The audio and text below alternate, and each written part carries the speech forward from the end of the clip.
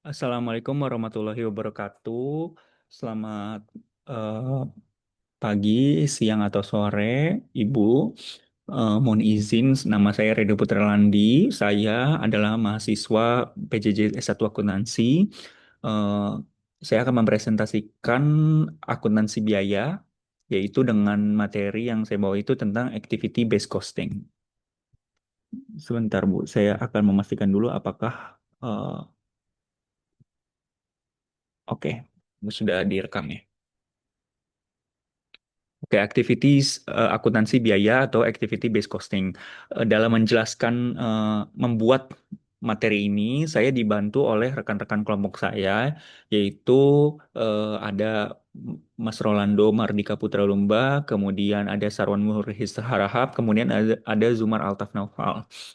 Nah, Em, di sini kami nggak bakal berbicara cuman untuk soal hitung-hitungan biaya aja, tapi kita akan membedah mengapa metode tradisional seringkali gagal nih memberikan angka yang akurat dan bagaimana sih activity based costing ini menjadi solusi untuk masalah tersebut. Oke, next slide, yaitu masalah pada sistem tradisional. Sebelum masuk kita ke ABC, kita harus paham dulu nih kenapa sistem lama atau sistem tradisional costing itu bermasalah. Nah, secara definisi, sistem tradisional ini membebankan biaya overhead ke produk hanya menggunakan satu pemicu alokasi tunggal, yaitu biasanya berbasis volume, seperti jam tenaga kerja, kemudian bisa eh, kemudian ada tenaga kerja langsung, sorry, atau jam mesin gitu ya. Kemudian misalnya nih kita bisa contohin aja kita makan di restoran nih. Ada yang pesen misalnya saya pesen steak kemudian ada teman saya yang cuma pesen salad. Tapi pas bayar tagihannya itu dibagi rata atau split bill. Split bill-nya tapi dibagi rata ya. Jadi dibagi dua langsung gitu.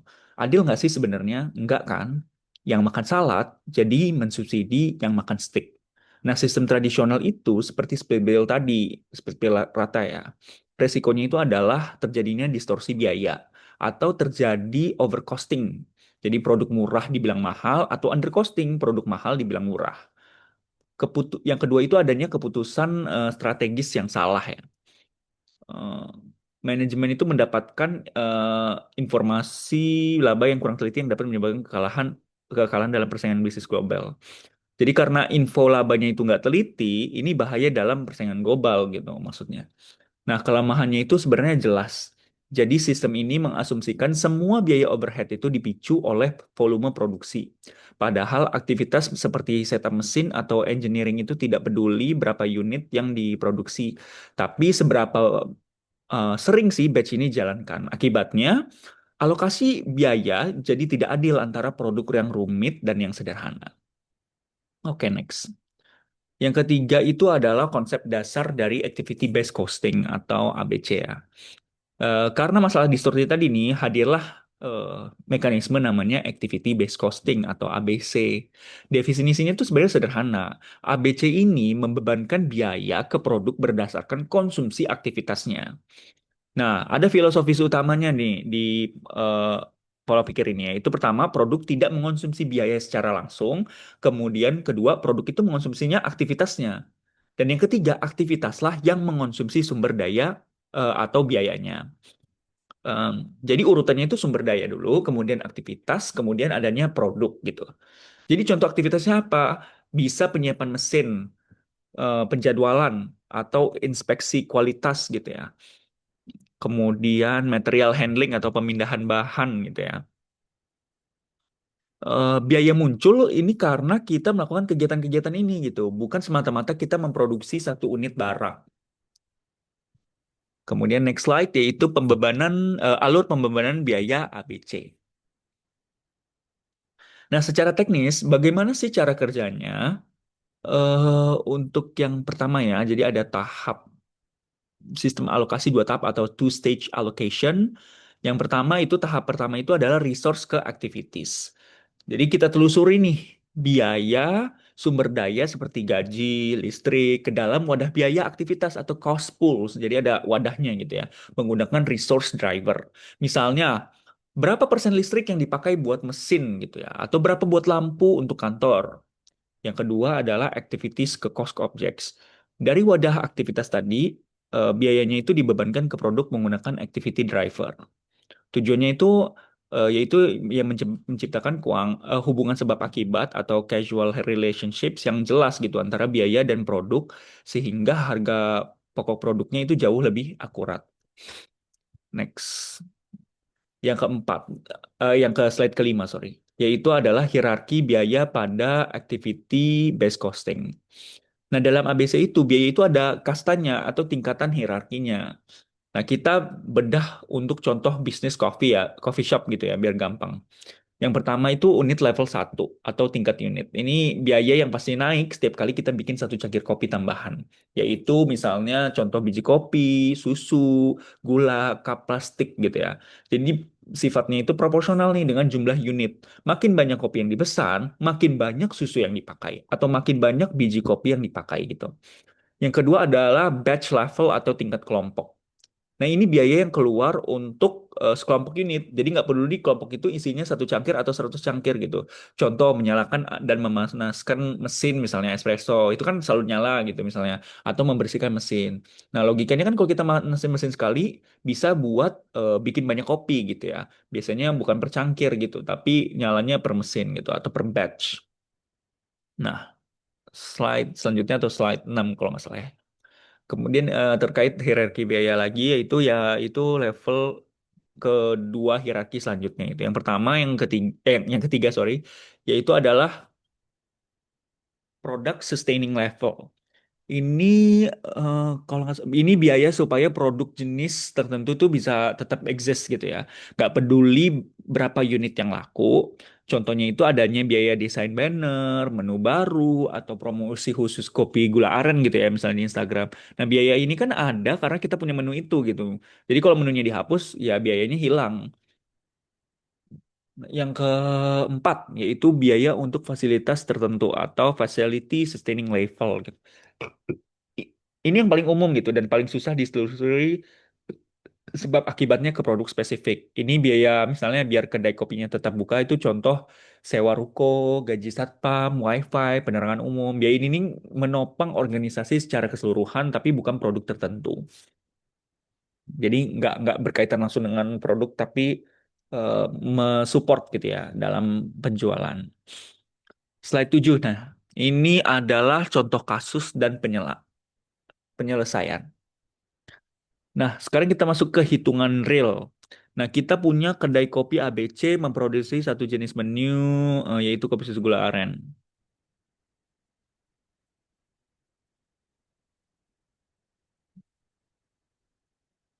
Oke, target penjualannya itu adalah 2.000 gitu ya.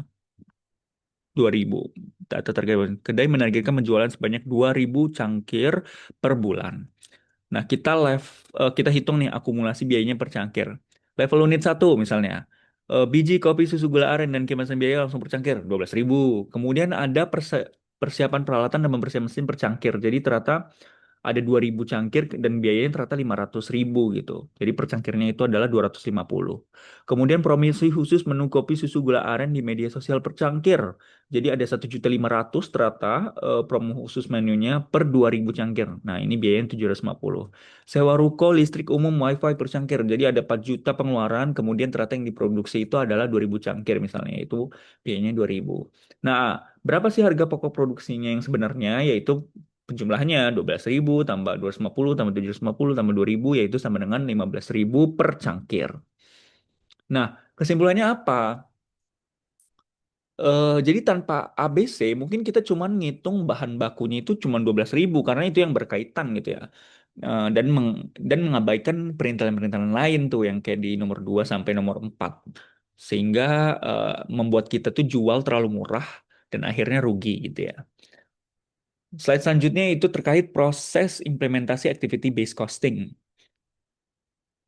Nah, kalau eh, rekan-rekan yang mau menerapkan ABC di perusahaan ini ada 6 langkah, sorry ada 7 ya, 7 langkah eh, aktivitas, 7 langkah sistematis gitu ya. Yang pertama itu memeriksa ulang seluruh informasi. Jadi kita harus tahu dulu nih total biayanya itu yang ada berapa gitu ya. Kemudian adalah menentukan tujuan penerapan sistem ABC, yaitu penerapan ABC ini buat apa? Kemudian buat benerin harga jual atau efisiensi gitu. Dan yang ketiga itu menetapkan aktivitas utama yang menyebabkan perubahan pada biaya tidak langsung atau biaya overhead. Jadi harus diidentifikasi nih apa saja yang bikin biaya overhead itu keluar. Jadi harus ingat ya terkait dengan activities, consume resources. Kemudian menghubungkan biaya tidak langsung dengan aktivitas, yaitu alokasikan biaya sumber daya ke aktivitas yang relevan. Yang kelima yaitu menghitung biaya tidak langsung per objek. Em, Tidak langsung yang dibebankan pada setiap objek biaya. Yang keenam menghitung total biaya setiap objek biaya, kemudian menggunakan hasil perhitungan ABC tersebut untuk melakukan perbaikan dan pengambilan keputusan yang relevan. Slide 9 selanjutnya, yaitu terkait keunggulan dan kekurangan ABC. Oke, sebagai penutup materi teknis ini, kita harus objektif ya. ABC itu sebenarnya bagus tuh, tapi nggak sempurna. Jadi, makanya ada kelemahan, tapi banyak keunggulannya. Yang pertama itu akurasi biaya tinggi. Jadi akurasi dalam menghitung biayanya itu tinggi ya. Jadi mengurangi distorsi biaya karena menggunakan banyak cost driver yang relevan. Yang kedua, manajemen aktivitas ABM. Yaitu kita bisa tahu nih, mana sih aktivitas yang boros atau non value added dan bisa dihilangkan. Yang ketiga, harganya itu penetapan harganya jadi kompetitif. Kita punya data full cost-nya yang menjadi yang valid gitu. Jadi kita nggak salah kasih harga.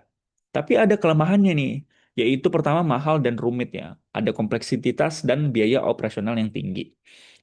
Jadi butuh riset yang agak lebih dalam, kemudian perlu wawancara karyawan dan software khusus mungkin ya, dan biaya implementasinya yang tinggi gitu. Dan yang kedua kelemahannya itu adalah alokasi biaya aktivitas. Jadi untuk biaya level fasilitas seperti sewa gedung misalnya, kadang masih sulit dicari nih hubungan sebab akibatnya. Jadi alokasinya masih bisa agak arbitrary atau sewenang-wenang. Jadi ABC ini cocok untuk perusahaan yang produknya itu beragam dan prosesnya itu rumit. Jadi kalau jualannya cuma satu jenis barang sederhana, mungkin biaya implementasi si ABC ini jadi lebih mahal gitu daripada manfaatnya. Oke, jadi demikian presentasi dari kelompok kami. Eh, Semoga bisa dimanfaatkan dengan baik dan penjelasannya lebih jadi mudah dicerna mengenai activity based costing ini.